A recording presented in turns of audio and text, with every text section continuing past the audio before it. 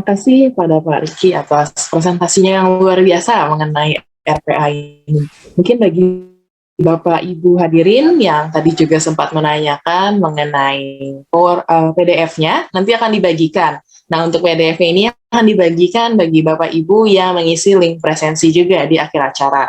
Jadi harap diingat bagi Bapak Ibu hadirin untuk mendapatkan PowerPoint ataupun PDF-nya itu nanti akan diberikan ketika diberikan juga sertifikatnya. Bagi Bapak Ibu hadirin sekarang yang ingin bertanya, dapat diajukan melalui kolom chat ataupun melalui tombol raise hand di Zoom masing-masing, sampai diberikan kesempatan bagi para penanya untuk memberikan pertanyaannya.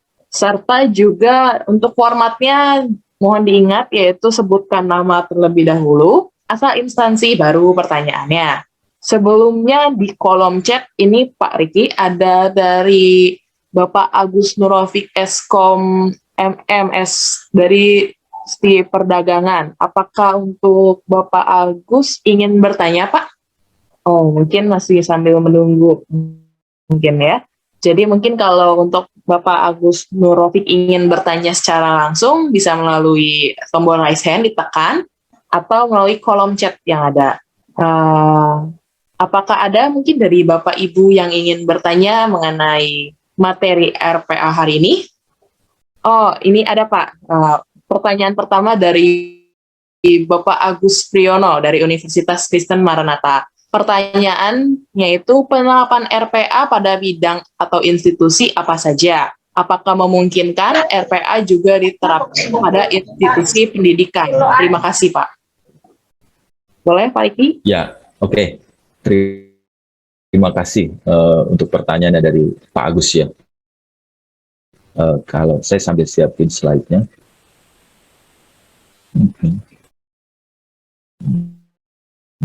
Ya, untuk saat ini mungkin kan penerapan RIPA itu di mana saja ya. Nah, kalau dilihat ini sekarang ini sampai saat ini penerapan RPA ini baru di customer service, supply chain yang which is warehouse gitu ya. ERP di situ di belakangnya, human resource, orang absen atau tidak bisa dicek, apa segala macamnya. Terus medical, healthcare, financial service, dan terakhir di accounting. Kalau financial service banyak udah mulai di bank, bank-bank sudah mulai banyak melakukan pakai RPA gitu ya. Accounting juga sudah mulai banyak. Beberapa customer kita di supply chain management sama di accounting sama di HR udah banyak memakai RPA. Jadi kita udah mulai setup aplikasi-aplikasi RPA untuk bantu task pekerjaan mereka hari-hari supaya mendapatkan hasil excellent gitu ya. Nah, terus kalau di bidang pendidikan mungkin sih so far saat ini mungkin kayaknya untuk pendaftaran ya mungkin ya sisi accounting di belakang back end-nya untuk mungkin pengaturan kelas SKS mungkin itu bisa dilakukan secara RPA ya, mungkin itu bisa dilakukan. Tapi kalau pengajaran Pak, misalnya seperti Pak Agus gitu ngajar itu sulit Pak untuk digantikan oleh robot Pak. Karena di situ ada human-nya kan, ada touch human-nya gitu. Ada touch human sih seperti itu. Oke. Apakah itu cukup menjawab? Atau silakan saya kembali lagi deh pada moderator. Apakah cukup menjawab untuk Bapak Agus Priyono? Iya, terima kasih. Terima kasih Pak untuk pertanyaannya. Oke, boleh lanjut, Elia? Baik, selanjutnya ada pertanyaan dari Bapak Eka.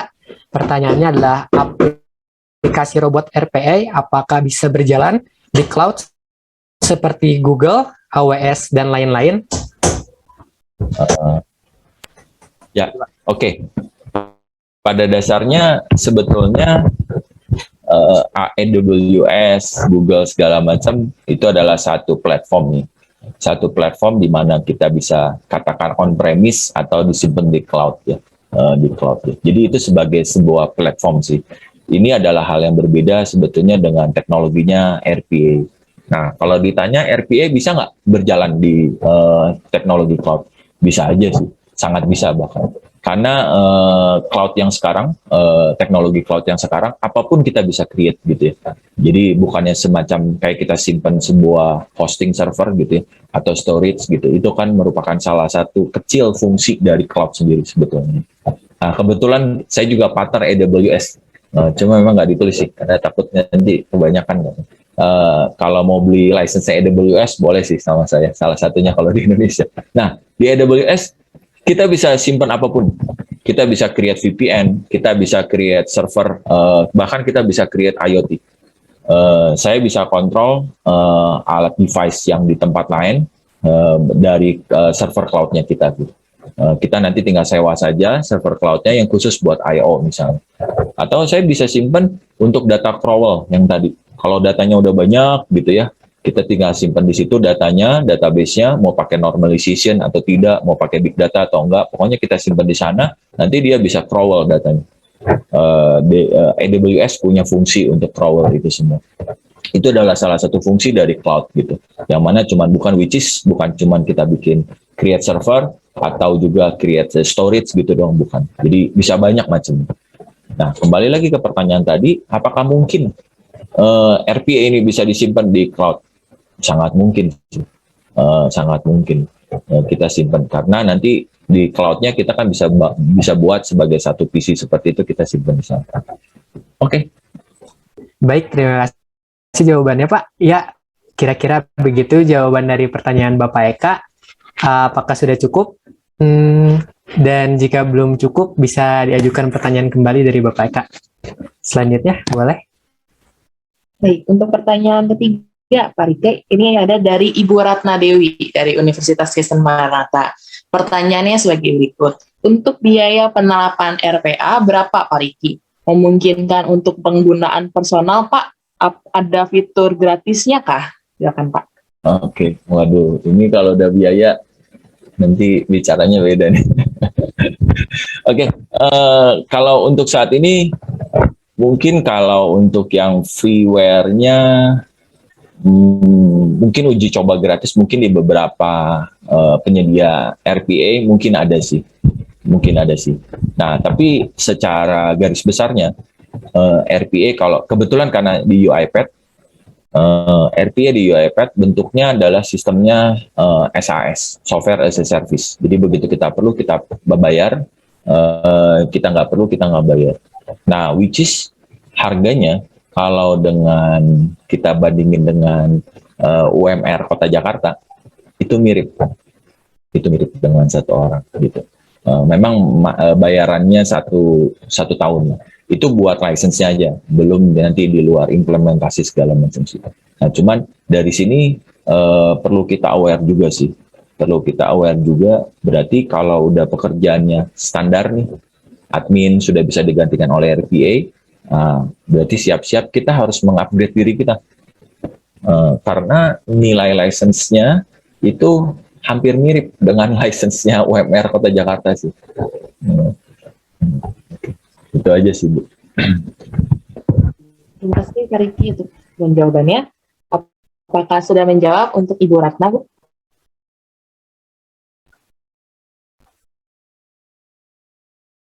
Mungkin jika ada pertanyaan lebih lanjut bisa diajukan lagi lewat kolom chat. Dan sekedar informasi juga untuk Bapak Ibu agar banyak-banyak mungkin kita bertanya dari Pak Riki. Selain kita nambah ilmu, kita juga nanti bakalan ada souvenir khusus nih ya Pak, yang bakal dibagikan buat Bapak Ibu hadirin yang bertanya juga. Dan juga yang menjawab pertanyaan nanti gitu. Oke, selanjutnya ada pertanyaan lagi nih. Oke, selanjutnya ada pertanyaan dari Ibu Hera dari Universitas Kristen Maranatha. Pertanyaannya adalah, apakah mungkin sistem RPA ini bisa berlangsung optimal jika Wi-Fi sistem atau pelanggan kurang baik? Apakah ada cara mengatasinya? Oke, jadi sebetulnya kembali lagi kalau RPA itu dia harus punya inputan yang jelas, dia harus punya parameter yang jelas. So far walaupun memang sudah ada AI-nya, artificial intelligence, kalau misalnya berubah sedikit berubah harga-harganya ya sedikit-sedikit itu ya, istilahnya dia bisa mengadaptasi itu. Jadi konsepnya seperti itu. Nah, kalau nanti ada sistem pelanggan yang maksudnya kalau di sini kan tidak optimal gitu di depannya. Misalnya kayak tadi misalnya kalau sales order dari customernya tiba-tiba dia tidak kirim PO, dia cuma by phone. Ya pasti inputan awalnya tidak ada sehingga RPA tidak bisa handle ini gitu ya. Nah itu ke belakangnya inputannya tetap harus fix saat ini. Jadi intinya kalau dia membutuhkan sebuah decision, RPA tidak bisa melakukan itu. Jadi harus ada manusia. Karena kan intinya RPA tidak dirancang untuk menggantikan manusia sebetulnya. Dia dirancang untuk membantu manusia, untuk mengerjakan tas yang repetitif. Seperti itu sih. Gitu. Nah, cara mengatasinya bagaimana? Ya memang kita harus bikinin satu SOP standar prosedur supaya inputannya tetap ada berjalan sesuai dengan semestinya ya, dengan normalnya berjalan gitu. Seperti itu sih. Itu sih dari saya. Baik, terima kasih atas jawabannya dari Bapak Riki dan pertanyaan dari Ibu Herawati. Selanjutnya mungkin. Baik, Pak. Selanjutnya ada pertanyaan dari Bapak Aan atau Pak Aan dari Universitas Kristen Maranatha. Pertanyaannya sebagai berikut. Harga senilai UMR itu sekali pakai atau per termin, Pak? Misalnya per 1 bulan. Berapa limit jumlah data transaksi yang boleh diproses, Pak? Silakan, Pak Riki. Oh, oke. Iya, Pak. Jadi kalau saya nggak tahu ya kalau di tempat lain ya, yang penyedia jasa RPA ya. Kalau di UiPath harganya itu bentuknya software as a service. Jadi begitu kita pakai ya kita bayar. Begitu kita nggak pakai kita nggak bayar. Bayarnya yearly, setiap tahun kita bayar di situ. Harganya kalau kita convert dari 1 tahun itu kita bagi 12, harganya mirip dengan gaji 1 bulan UMR 1 orang untuk saat ini ya. Terus memang ada harga-harga yang lain sih, ada servernya berapa segala macam. Tapi untuk tas robot untuk mengerjakan 1 tas gitu ya, berurutan seperti itu, harganya kita sewa robotnya tuh harganya sebesar 1 UMR. Jadi kita anggap sebagai 1 orang. Nah, 1 orang ini kita bisa bikinin beberapa tas pekerjaan. Kalau waktunya cukup, kita bisa ngerjain. Misalnya tadi kan setelah input sales order, lalu kita bikin AR invoice kedua. Nah, kita bikin lagi. Nah, kita sebut begitu orang kita kontrol untuk menyuruh robot tersebut mengerjakan tas pertama, tas kedua, tas ketiga. Definisi pertamanya kita sebut itu implementasi. Nah, yang biaya implementasi ini di depan. Nah, itu dibantuin sama tim kita sih sebetulnya. Nah, lebih ke arah ke sana gitu. Nah, tidak ada limit juga sih buat data yang diproses. Tidak ada limit mau berapa banyak datanya, nggak di limit. Yang dilihat cuma berapa tas, berapa pekerjaan, terus berapa robot. Jadi kayak kita nyewa 1 orang admin gitu. Dia mau suruh ngerjain apa, bisa dikerjain sama waktunya cukup ya. Karena kan kalau tadi kan ngerjain, dia buka SAP-nya, kan modulnya, komputernya harus nyala ya. Kalau dia klik ke sini, nah itu butuh waktu juga sih. Selama waktunya cukup, dia bisa jalan. Oke, semoga menjawab buat kalian apa yang sudah menjawab juga. Terima kasih Pak Riki atas jawabannya. Oke, selanjutnya dari Elia. Silakan Elia. Oke, Bapak Riki, sekarang ada pertanyaan dari Bu Maria dari Universitas Kristen Maranatha. Pertanyaannya adalah software seperti itu mahalkah, Bapak? Silakan dijawab, Bapak. Boleh.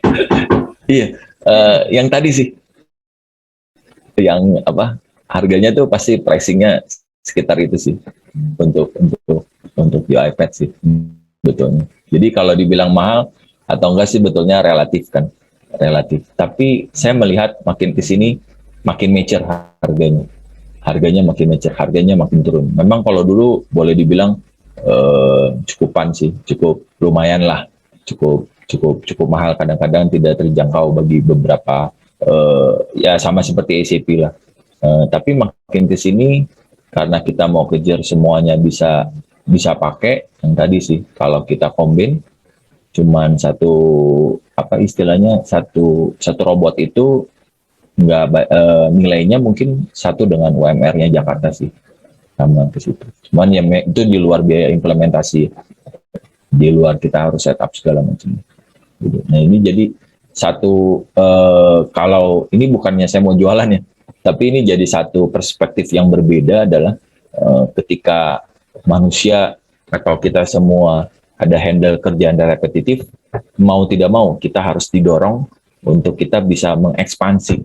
Nah, terus kita mempunyai pengetahuan yang lebih luas. Kalau enggak nanti kita yang jadi digantiin robot kan, di replace oleh robot. Nah sebetulnya hal itu yang tidak kita mau sebetulnya.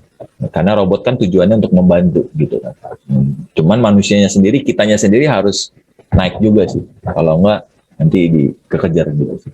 Baik, terima kasih Pak Riki untuk jawabannya dan pertanyaan dari Ibu Maria. Jadi itu subjektif ya Pak ya, mal atau enggak ya, gimana pandangan kita. Iya. Mungkin pertanyaan selanjutnya boleh? Oke. Tadi sebelum kita lanjut ke pertanyaan selanjutnya, Pak Riki masih ada tanggapan dari Ibu Maria Christine. Maksudnya mahal itu satu robot bisa dipakai untuk beberapa permasalahan kah Pak? Satu robot bisa mengerjakan beberapa task. Satu robot, tinggal kita suruh aja. Jadi persis sama kayak manusia, Bu. Jadi kalau manusia hari ini saya lagi ngerjain tentang, kalau tadi kan demo yang pertama nih, dia bacain PDF, terus dia masuk ke sistem, terus dia masukin datanya menjadi invoice gitu ya. Menjadi sales order ya. Menjadi sales order. Nah, ketika dia pekerjaan itu semua udah selesai, mungkin dia butuh waktu kan.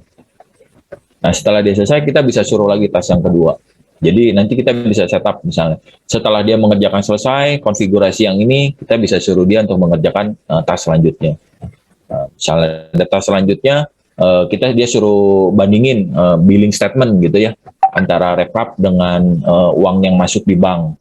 Mana? Sudah selesai dia email, selesai terus kita bisa suruh lagi, kamu kerjain lagi dong, balik lagi kerjaan yang pertama. Gitu. Nah, selama waktunya dalam 24 jam itu misalnya, kalau kita memang 24 jamnya masih ada, ya kita bisa terus, kita bisa suruh dia terus. Gitu. Jadi murah ya Pak, karena bisa dipakai banyak permasalahannya. Terima kasih Pak untuk informasinya dari Bu Mari. Nanti 24 jam loh itu. 24 jam sehari, 7 hari seminggu itu.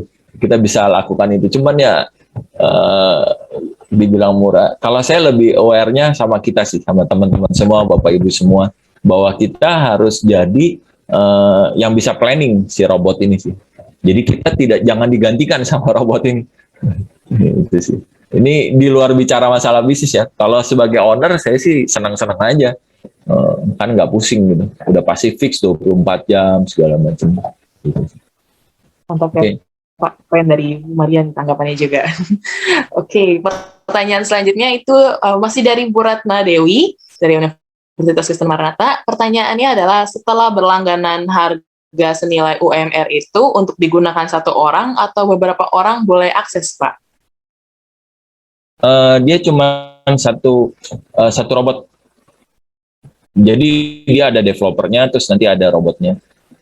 Nah, jadi yang kita sewa tuh kan nanti harga satu robot. Terus kalau dia bilang tadi pokoknya robotnya bisa kita suruh dia beberapa tas, sama dia sanggup aja.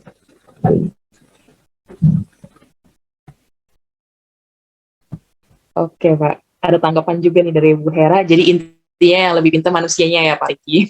Iya, harus tuh. Karena kan manusia kan yang bikin robot tersebut kan, Bu. Bukannya robotnya dia robotnya berpikir sendiri bagaimana caranya, tapi kan robot itu kan dibikin sama manusia.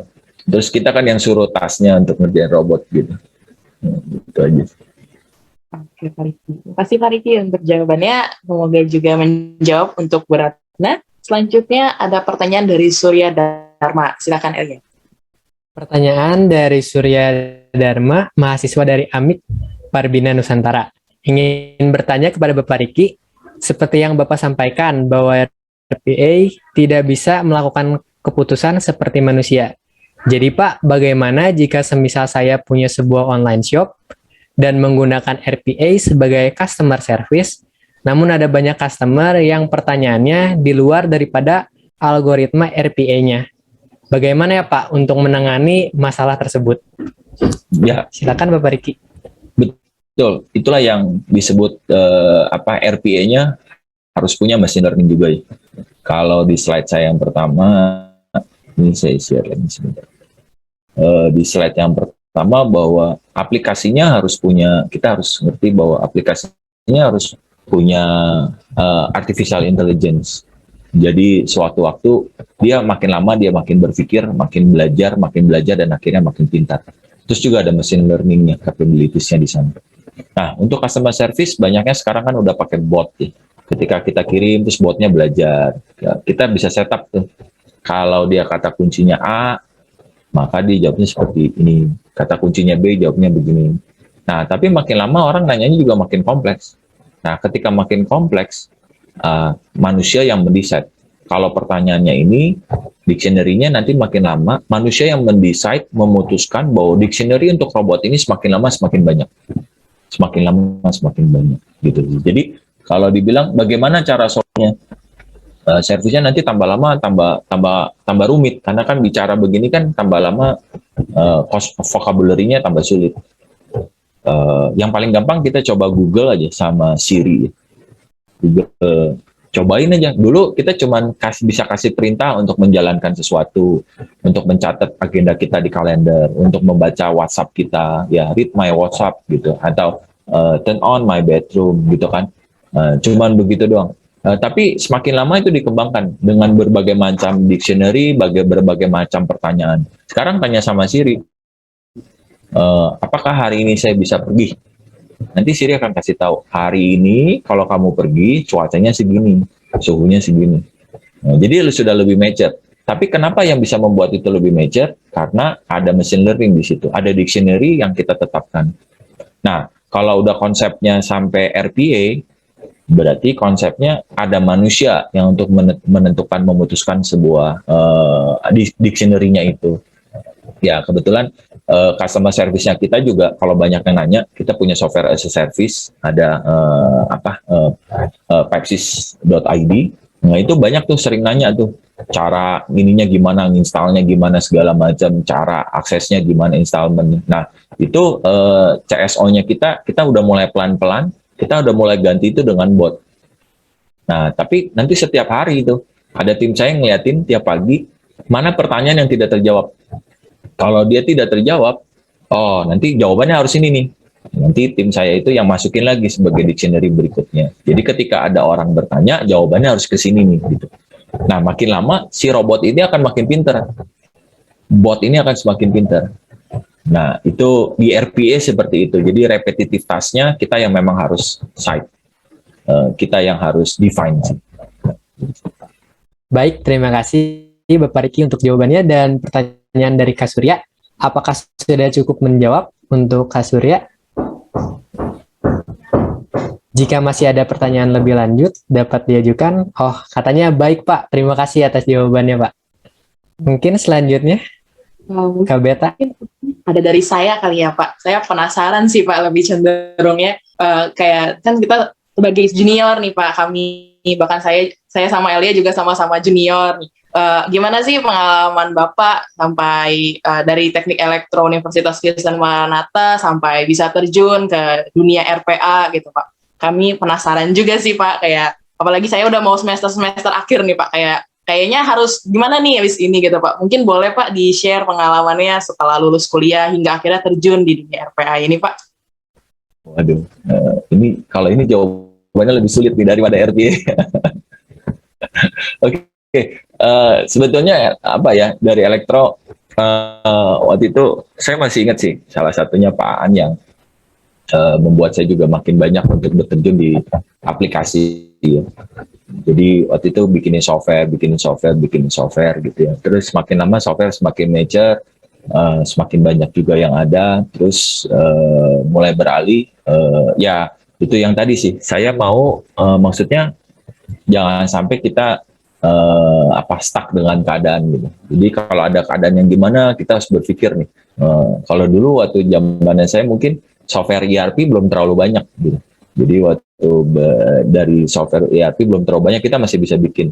Tapi tambah lama tambah banyak, makin mature. Akhirnya saya gandeng partner, saya gandeng jadi SAP Business One gitu. Jadi kita lebih mature, softwarenya juga udah pasti lebih oke gitu, sama di situ.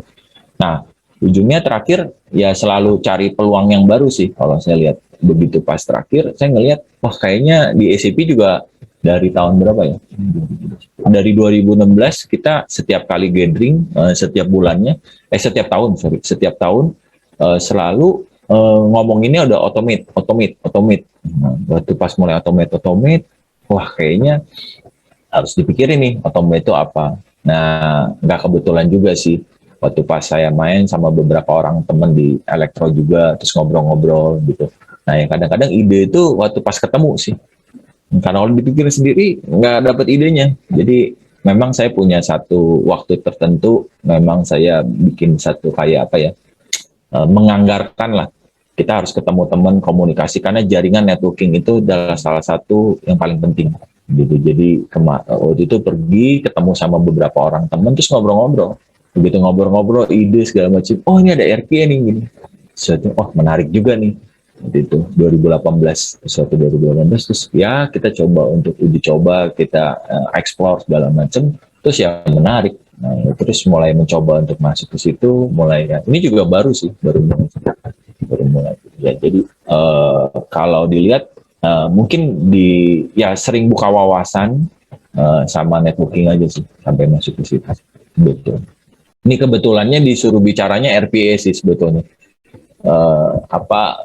Di tempat yang lain saya di ERP lebih sering, itu lebih mature di SAP Business. Oke, Pak. Jadi dari berawal dari Pak Aan ya, mantap nih Pak Aan. Bahkan juga kalau misalnya saya selama kelas sama Pak Aan juga selalu di awal tuh selalu ada kata-kata bijak yang selalu beliau sampaikan juga nih Pak. Jadi saya bakal mau kelas tuh jadi wah, oh iya ada yang saya semangat gitu sebelum kelasnya. Bahkan ya, dari salah satunya Pak Riki juga jadi termotivasi ya setelah selesai lulus elektro hingga akhirnya bisa terjun juga ke RPA. Oke, mungkin belum ada lagi nih Pak Riki untuk pertanyaan dari hadirin yang ada. Mungkin kalau hadirin yang masih mau bertanya bisa diajukan lagi lewat kolom chat dengan format nama dengan asal instansinya. Oh, ini ada Pak dari Pak Tio Dewanto dari Program Studi Teknik Elektro Universitas Kristen Marmata. Pertanyaannya, pada saat perlu decision yang harus dilakukan oleh manusia, bagaimana peran AI atau machine learning dalam mencari solusi dan bila tidak dijumpai solusinya? Bagaimana kesamaan algoritma RPA dan machine learning, Pak? Silakan, Pak. Oke, kalau di RPA yang biasa kita kerjain, ketika dia ada berarti harus manusianya memberikan sebuah keputusan, RPA-nya kita set untuk berhenti. Lalu dia akan informasiin bahwa ini saya butuh inputan, decision-nya butuh inputan. Jadi dia tidak bisa menurunkan task selanjutnya. Nah, contohnya paling simpel adalah dia harus transfer uang. Data transfer uangnya dia bisa masukin ke bank selama dia nggak ada tokennya. Dia bisa login segala macam, dia bisa masukin itu semua. Karena kalau token kan sudah device yang berbeda ya, jadi dia nggak bisa ambil capture. Tapi kalau dia masukin di WhatsApp segala macam, dia bisa kerjain. Dia bisa kerjain selama WhatsApp-nya dijalanin di komputer itu. Jadi begitu misalnya masuk login ke Tokopedia, terus Tokopedia ngirimin data verifikasi token via WhatsApp, ya kan? Dia tinggal milih mau SMS atau WhatsApp. Robotnya bisa suruh WhatsApp aja, karena WhatsApp-nya ada di komputer itu. Begitu WhatsApp-nya masuk, robotnya bisa ambil, dia bisa masukin. Jadi selama dia satu device masih bisa dikerjain. Nah, tadi balik lagi contohnya, dia udah masukin nih ke datanya. Terus dia nggak akan bisa lakukan transfer. Karena kalau transfer kan harus pakai token. Nanti robotnya cuma ngasih tahu email ke kita bahwa ini datanya semua sudah diproses, silakan untuk diverifikasi. Gitu sih. Nah, jadi kalau di kita akhirnya robotnya ngasih tahu ke kita, butuh satu decision, butuh satu aktivitas yang dilakukan manusia untuk mengambil selanjutnya gitu. Ya. Nah, algoritmanya mungkin sampai saat ini hampir mirip ya dengan yang machine learning yang akan dipelajari ke depan. Cuma memang ini salah satu hal yang juga kalau udah machine learning kan algoritmanya mungkin lebih step ahead tuh. Sampai terakhir kan kayak Facebook kan matiin juga segala macam. Soalnya mesinnya sudah belajar sesuatu yang manusia tidak bisa handle itu gitu. Mesinnya sudah bisa berkomunikasi satu dengan yang lain, sehingga manusia juga tidak mengerti sih apa yang diobrolin sama mesin itu. Nah, kembali lagi sih sebetulnya bahwa robot itu bertujuannya untuk membantu pekerjaan manusia, bukan menggantikan, replace manusia.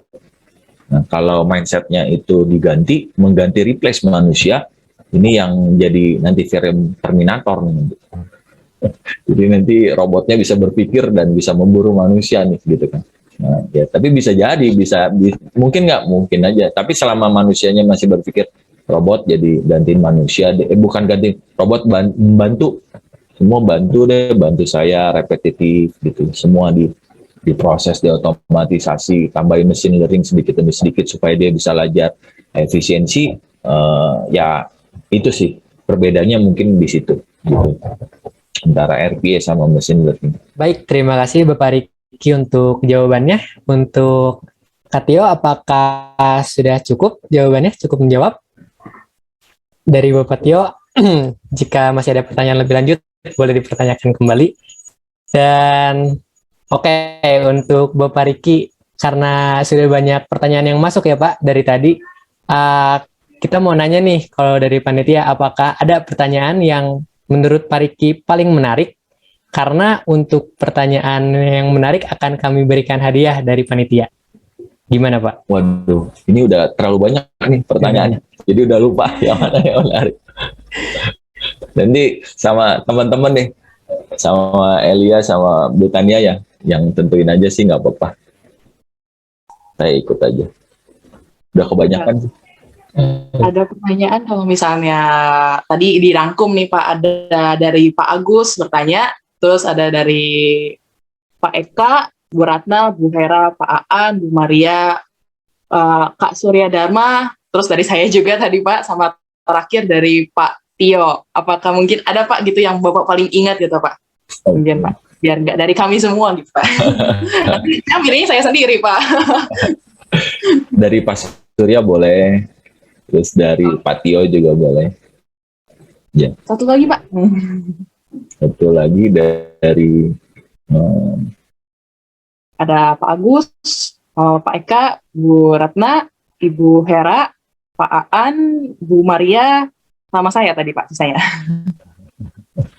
Bu Maria juga boleh kayaknya. Oke, jadi udah 3 penanya ya Pak, yaitu selamat untuk Kak Surya Dharma, Pak Tio Dewanto, dengan Ibu Maria yang telah menjadi pertanyaan terbaik bagi Pak Riki. Terus tadi Pak, ada pertanyaan lanjutan nih Pak dari Pak Tio tadi. Apakah machine learning bisa membuat RPA sehingga peran orang sudah tidak diperlukan lagi nih Pak?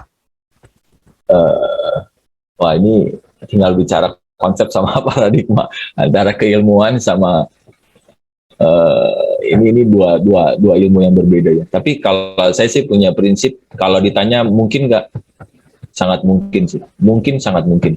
Selama pengetahuan itu dikembangkan terus, semakin lama akan bisa jadi sangat mungkin untuk machine learning bisa belajar untuk mengganti RPA. Sangat mungkin. Yang tadi yang di depan saya sempat cerita bahwa kita sekarang udah masuknya di iPad udah masuknya adalah kita masukin sebuah robot di sebuah sistem, di sebuah komputer, lalu robot itu yang akan nanti memberikan sebuah saran kepada kita bahwa pekerjaan yang dilakukan oleh pemegang komputer ini bisa saya handle. Karena pekerjaannya sudah repetitif. Artinya kan si robot ini sudah dikasih satu parameter, kalau dia mengerjakan yang sama berulang-ulang gitu ya, terus pekerjaan ini tidak membutuhkan decisionnya sudah pasti selalu seperti ini gitu. Mendingan saya tak handle gitu ya. Itu satu, RPA sudah bisa bikin seperti itu gitu. Bahkan RPA sudah bisa bikin men-skip up proses bisnis. Bahkan di beberapa tempat kita udah pasang begitu jalan nih, prosesnya jalan, terus begitu nanti habis SO, terus misalnya delivery gitu ya, sudah delivery nanti invoice gitu ya. Terus nanti invoice-nya siapa yang create kan gitu kan. Itu kan masing-masing orang tuh, udah ada 3 orang. Terus terakhir ada payment, terus orang ngecekin payment-nya, ada 4 orang. Nanti robotnya bilang, payment-nya nggak usah dia yang cek deh Pak, robot saya aja ngecek. Karena udah pasti setiap kali invoice-nya masuk, saya bisa cek payment-nya udah masuk atau belum di reconcile. Jadi itu udah keputusannya robot yang kasih keputusan. Proses bisnisnya udah skip up tuh. Gitu, maksudnya bukan dilakukan oleh manusia gitu. Mungkin ke depan bisa seperti itu sih, bisa seperti itu. Cuman ya tidak berharap akhirnya ujungnya manusia digantikan oleh robot sih. Intinya tetap manusia, robot hanya untuk membantu manusia. Gitu aja. Oke, semoga menjawab untuk Pak Tio. Oh ya Pak, tadi mohon maaf ada yang terlewat bagi saya. Pertanyaan dari Pak Riko nih, mungkin boleh Alia? Iya, jadi pertanyaan dari Bapak Riko Arlando adalah apa automation sama dengan smart? Gitu, Pak. Waduh, ini terlalu global pertanyaan.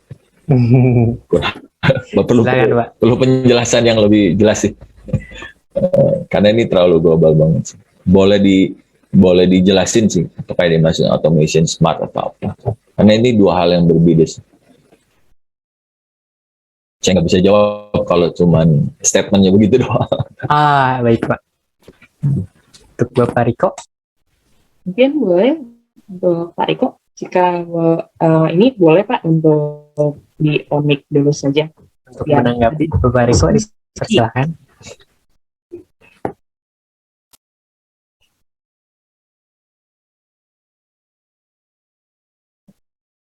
Apakah mungkin ingin didiskusikan lebih lanjut, Pak Riko?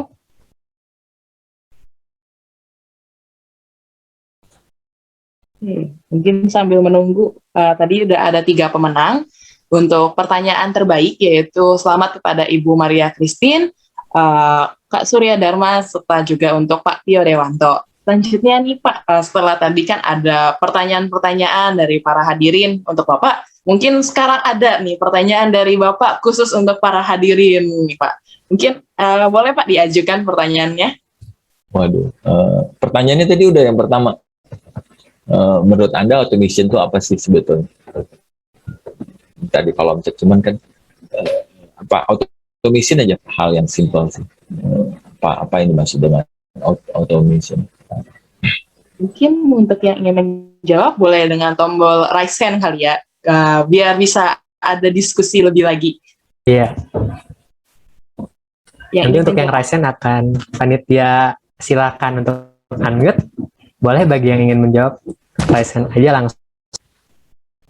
Ini saya dapat info untuk Pak Riko, apa sudah bisa di-unmute, Pak? Ya, sekarang baru bisa, Dek. Tadi nggak bisa. Mungkin boleh Pak didiskusikan sambil mungkin tadi ada pertanyaan dari Pak Riki buat hadirin yang lain. Tadi bisa dijawab tuh, apa menurut hadirin automation? Silakan Pak sambil kita diskusi terlebih dahulu. Oh iya, tadi saya, sebelumnya terima kasih Pak Riki sudah sharing.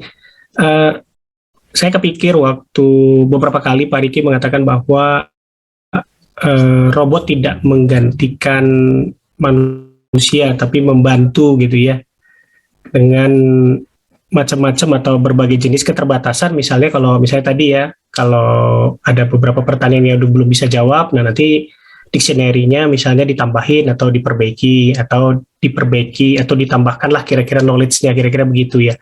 Nah tadi saya sempat kepikir gitu, kalau misalnya proses itu repetitif, kalau kita kan biasanya kalau kita mengerjakan sesuatu dalam konteks manusia dengan repetitif kan kadang-kadang ada pengetahuan atau knowledge atau intelligence yang bertambah, berarti kita kan tambah smart gitu ya. Nah, tapi ternyata tadi proses otomasi itu yang membuat sesuatu yang reguler atau yang repetitif itu bisa digantikan oleh manusia. Tadi saya beranggapan bahwa dengan demikian misalnya si robotnya jadi bertambah cerdas. Misalnya contoh tadi Bapak ambil kasus misalnya di Facebook, misalnya Facebook itu malah bisa mesin dengan mesin lain berkomunikasi sehingga mungkin mesin satu belajar dari mesin yang lain, sementara kita tidak tahu sebenarnya apa yang mungkin mereka diskusikan sehingga mereka saling menambah knowledge-nya gitu. Nah, sehingga saya jadi berkesimpulan pertanyaan tadi gitu. Oh, berarti otomasi itu does not mean bukan smart lah ya, mungkin kecerdasannya jadi bertambah atau growing intelligence ya gitu ya kira-kira. Hanya ingin memastikan aja sih sebenarnya. Mungkin itu maksud pertanyaannya Pak Ricky. Terima kasih. Oke, terima kasih Pak Riko. Jadi sebetulnya ketika belajar sesuatu itu kan machine learning ya, lebih banyak ke machine learning sih. Nah, jadi akhirnya kalau machine learning, mesin akan semakin lama semakin pintar. Sesuai dengan seperti kita lah manusia. Waktu kita lahir, terus dia belajar sesuatu, terus akhirnya dia makin lama makin pintar sih, gitu sih. Nah, terus robot juga, nah machine learning ini kita simpan di robot itu, sehingga si robot itu juga dia makin lama makin pintar, dia makin cekatan, makin cepat mengerjakan sesuatu dan makin pintar juga dia untuk menjawab sesuatu gitu. Nah, bahkan pekerjaan yang tadinya harus diputusin sama manusia karena pekerjaan yang berulang-ulang, udah deh manusia akhirnya men-set si robot itu supaya dia bisa berpikir juga sih. Nah, tapi memang kalau sudah sampai tahap di sana, kembali lagi sih, kalau ini pribadi saya adalah di luar ilmu pengetahuan segala macam adalah bahwa saya punya mindset bahwa robot itu untuk membantu manusia, bukan robot itu menggantikan manusia. Ketika sudah mindsetnya bergeser menjadi menggantikan manusia, artinya nanti banyak hal lagi yang berbeda gitu. Ya kayak sekarang kan yang lebih keren, tadi kan machine learning di Facebook, terus Facebook juga baru declare dia metaverse. Bisa search lah di Google gitu, metaverse. Terus belum lagi nanti bahkan beberapa menggantikan robot seolah-olah menjadi dewa gitu. Banyak sudah mulai gitu. Nah, itu hal yang berbeda kan gitu. Nah, kalau saya sampai mindsetnya bahwa robot cuman membantu manusia, bukan menggantikan manusia, apalagi lebih dari manusia. Itu yang saya punya prinsip sih. Tapi mungkin secara ilmu pengetahuan bisa nggak untuk melakukan seperti itu? Bisa. Bisa, sangat mungkin bisa. Robot akan menjadi lebih pintar karena dia punya database prosesor dengan cepat, perhitungan kompetensinya baik, mikirnya lah istilahnya ya, sangat cepat segala macam dengan hardware yang didukung segala macam, dia bahkan bisa lebih daripada manusia, mungkin bisa seperti itu. Nah, cuman saya sendiri punya mindsetnya bahwa saya nggak mau masuk ke arah situ, saya cuma masuknya sama robot yang membantu manusia gitu sih. Itu mungkin jawaban saya seperti itu. Ini bukan bicara tentang ilmu pengetahuan, ini mindset pribadi saya sih. Oke, thank you Pak Ricky. Thank you Elia sama Beta. Thank you Pak. Terima kasih Pak Riko untuk pertanyaannya dan juga ada diskusi beberapa dengan Pak Ricky. Sekarang kami masih menunggu untuk Bapak Ibu hadirin yang bisa menjawab pertanyaan dari Pak Ricky Susilo mengenai apa itu automation. Dan diingatkan kembali tadi juga udah dapat ada hadiah. Di sini juga masih ada hadiah lagi untuk Bapak Ibu yang berhasil menjawab pertanyaan dari Pak Ricky.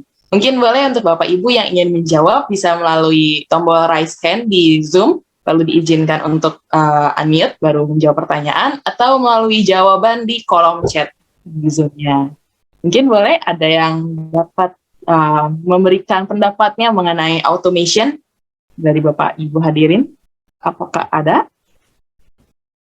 ada hadiah menarik nih yang bakalan dapat Bapak Ibu hadirin dapatkan dengan menjawab pertanyaan ini?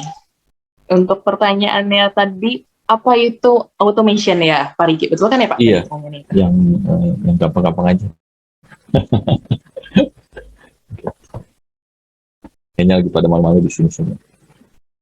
Mungkin kalau yang malu untuk mengeluarkan suaranya boleh dijawab lewat kolom chat, tidak apa-apa, nanti bisa saya bacakan dan nanti dinilai. Iya. Boleh yang ingin menjawab? Oh, ada, silakan Bapak yang ingin menjawab.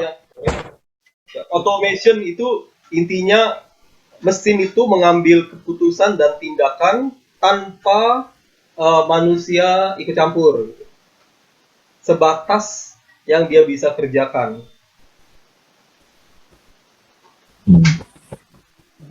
Bagaimana Pak Riki? Ya, oke, hampir mendekati sih. Jadi automation tuh ada ininya juga, ada ya betul sih. Jadi bukan tanpa manusia ikut campur sih. Manusia tetap harus ikut campur di dalamnya karena dia yang men-set kan trigger utamanya sih.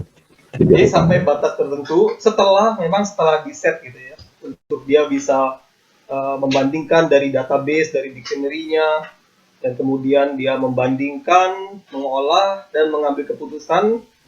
Selama dia masih bisa di set untuk ambil keputusan itu. Kalau tidak, ya diserahkan lagi kepada manusia. Jadi proses untuk bertindak tanpa ikut campur manusia itu yang umumnya yang saya mengerti disebut automation. Seperti di Excel dulu kita ada yang disebut makro ya. Ya.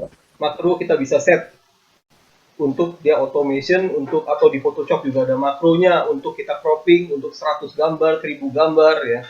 Bisa dibikin auto cropping, batch processing, itu juga termasuk automation yang saya mengerti. Oke. Semacam gitu analoginya. Ya. Menjawab nih Pak Riki, gimana nih? Ya, oke deh Bu, nggak apa-apa. Oke, jadi automation itu juga ada yang jawab tuh dari Eka juga tuh kan. Ya. Mungkin akan saya bacain Pak buat jawaban dari Eka. Boleh. Jadi automation merupakan proses continuous delivery agar setiap task dapat dideliver dengan optimal, agar sesuai dengan tujuan dan mengeliminasi kesalahan-kesalahan yang dilakukan oleh manusia. Ya. Jawaban dari Eka. Ya sih, betul sih, betul juga. Jadi memang continuous delivery sih, cuman dia kurang ada kecerdasan buatan, ada AI-nya. Jadi kalau dia tidak punya AI, yang sama seperti yang tadi ya. Jadi dia kalau nggak punya AI, dia tidak bisa melakukan efisiensi yang jauh lebih baik sih. Itu aja sih. Harus ada AI-nya.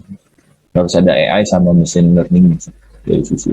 Ini tadi ada juga Pak jawaban dari Ibu Novino Rana, aplikasi yang memiliki kecerdasan buatan atau AI untuk membantu pekerjaan manusia. Jadi ada 3 pertanyaan nih Pak, ada 3 jawaban nih Pak. Mungkin bisa nih Pak dipilih yang mendekati nih Pak. Yang menurut Bapak paling mendekati dari ketiga jawaban tadi? Waduh, ini saya jadi juri nih. Biasanya jadi ini. Oke, ya mungkin kalau secara strukturnya, ya maksudnya tiga-tiganya betul ya, tiga-tiganya betul ya. Tiga-tiganya saling melengkapi sih sebetulnya. Ya mungkin kalau di ini ya mungkin siapa ya? Bu Novi mungkin ya, kayaknya ya, lebih itu ya. Oke, jadi untuk pertanyaan pertama dari Bapak Alki yang berhasil menjawab dengan jawaban yang mendekat, paling benar dan mendekati adalah Ibu Novi Norana. Jadi selamat untuk Ibu Novi Norana akan mendapatkan hadiah juga souvenir. Mungkin selanjutnya kita akan mendengarkan pertanyaan kedua ya nih El dari Pak Riki Susilo. Iya, pertanyaan kedua dari Bapak Riki. Kalau pertanyaan keduanya mungkin ini sih, yang mana yang sebetulnya yang bukan merupakan pekerjaan dari RPA. Ini supaya lebih sederhana, lebih gampang, saya kasih pilihan. Jadi yang mana yang bukan merupakan pekerjaannya RPA, yang kita nggak bisa masukin itu sebagai RPA. 1, baca email, proses pembacaan email. Kedua, jadi B. Jadi A, email. Kedua, data extraction, jadi datanya kita ekstrak data, kita mengekstrak data. Itu yang B. Yang C, image recognition, image terus kita recognize. Terus yang D, payroll processing. Jadi jawabannya A, B, C, D. Ya, A, B, C, D ada 4. Yang A, email query processing, atau yang B, data extraction, data extraction. Yang C, image recognition, atau yang D, payroll processing. Yang mana yang itu bukan pekerjaannya RPA sih, yang bukan pekerjaan. Oke, jadi untuk Bapak Ibu yang tadi juga mendengar dan menyimak pertanyaannya, baru ada 4 jawabannya tadi. Ada 4 pilihan jawaban. Ada jawaban kah di sini? Oh, dari Aleta, tapi di private ke saya ya. Apakah boleh untuk ke semuanya? Oh, ini ada jawaban juga dari Ibu Maria. Oh, dari Aleta. Sudah ada jawabannya C katanya Pak, menurut Aleta. Jadi yang C, yang lain belum ada Ada yang jawab lagi? Ada juga jawaban dari Ibu Maria Christine, katanya sepertinya yang D. Oke. Oh, ada lagi Pak. Boleh? Kak Beta dibacain? Oh, udah mulai Selanjutnya banyak. ada jawaban beragam nih Pak. Tadi dari Aleta yang pertama itu C, kedua Bu Maria dari itu D, terus yang ketiga ada Randy Putra yaitu A. Terus ada juga lanjutnya dari Eka D. Wah, yang B gak ada nih Pak. Oke. Yang Jawabannya yang betul yang C sebetulnya. Jadi RPA nggak bisa buat handle image processing. Kenapa? Karena image processing, image-nya bisa berbagai macam. Bisa gambar bangunan, bisa gambar jembatan gitu, bisa gambar motor. Makanya beberapa kali kalau kita masuk selalu kita masuk misalnya login kan, kadang-kadang harus di verification. Verifikasinya mana yang disebut gambar bangunan gitu. Atau 1+1 sama dengan berapa? 1+1-nya kan gambar. Nah, RPA tidak bisa handle kerja gitu. Kalau email bisa, sangat bisa. Kita tinggal masukin email kita, kredensial email kita, nanti robot dia akan ambil. Jadi kan misalnya tadi SO, ya kita tinggal tentuin. Saya mau ambil yang cuma SO, yang lainnya kita ignore. Jadi harus depannya ada tulisan SO segala macam. Dia akan ambil itu semuanya gitu. Nah, nilai angka SO-nya mau beda-beda bisa kita lakukan. Gitu. Ya, bahkan kita juga bisa ngirim kan. Kalau si robot kita suruh kirim kirim email kan sangat bisa. Kalau data extraction sangat bisa ya. Data extraction salah satu contohnya tadi kan reconcile. Kita download terus kan kita ekstrak datanya mana kita pilah kan. Kita itu kan data extraction. Itu sangat bisa. Tadi contoh demonya kan reconcile antara bank statement sama si sales order. Nah, terus payroll processing sangat bisa juga sih. Orang misalnya dia udah ada absen tiap hari gitu. Orang tinggal ikut selama dia ngabsennya dari mesin nih. Dari mesin terus diambil, ditarik, lalu dihitungin. Tinggal kita hitung, kalau orang ini masuknya setengah hari, tinggal kita kasih plot gitu istilahnya. Kalau dia masuknya pulangnya jam 4 sore ya dia full, tapi kalau jam 2 sore dia nggak full gitu. Sampai ke proses transfer upahnya bisa juga bisa udah robot karena itu repetitif yang bisa dilakukan. Nah, yang nggak bisa tuh ini. Jadi jawabannya yang C yang betul. Yang pertama kali jawab C ya itu yang Ibu Aleta berarti yang paling cepat dari yang paling tepat ya Pak ya. Iya. Oke. Jadi selamat untuk para pertanyaan dan terbaik yang tadi saya sebutkan lagi. Itu Ibu Maria Christine, Pak Surya Dharma, lalu ada Pak Tio Dewanto sebagai 3 penanya terbaik yang akan mendapatkan juga hadiah tentunya. Dan untuk 2 penjawab terbaik juga, yaitu Ibu Novi Nurana dan Bu Aleta. Selamat untuk para pemenang. Dan selanjutnya kita masih akan mengadakan sesi foto bersama secara online. Untuk itu saya himbau untuk Bapak Ibu hadirin dapat menggunakan background Zoom yang telah disediakan oleh panitia. Mungkin boleh di-share lagi oleh panitia sambil kita menunggu Bapak Ibu sekalian untuk on-cam di device yang digunakan. Mungkin boleh saya tunggu untuk beberapa saat ya Bapak Ibu. Akan kami tunggu untuk pemasangan background dan buat on-cam ya, biar kita bisa foto bersama pada sesi hari ini. Oke, di layar saya ada 2 slide. Mungkin nanti dari Elia boleh pandu ya. Baik, akan saya pandu untuk sesi foto pada hari ini. Mungkin boleh sambil ditunggu Bapak Ibu dapat on-cam terlebih dahulu sambil mungkin dirapikan dulu rambutnya. Ya. Backgroundnya dipasang dulu, boleh? Silakan.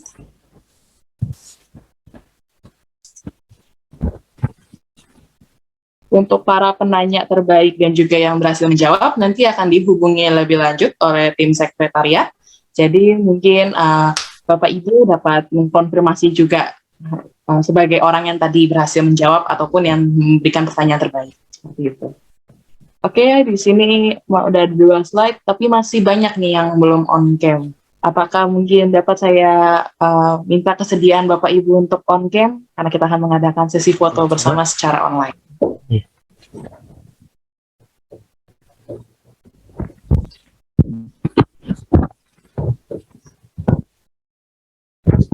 Mungkin boleh, Elia? Baik, sudah bisa dimulai ya. Semuanya mohon menghadap kamera, boleh sambil tersenyum semuanya. Akan saya pandu 1, 2, 3, cheese. Baik, apakah slide pertamanya sudah? Oke. Kita bisa lanjut. Oke. Kita akan lanjut ke slide yang kedua. Semuanya senyum menghadap kamera. 1, 2, 3, cheese.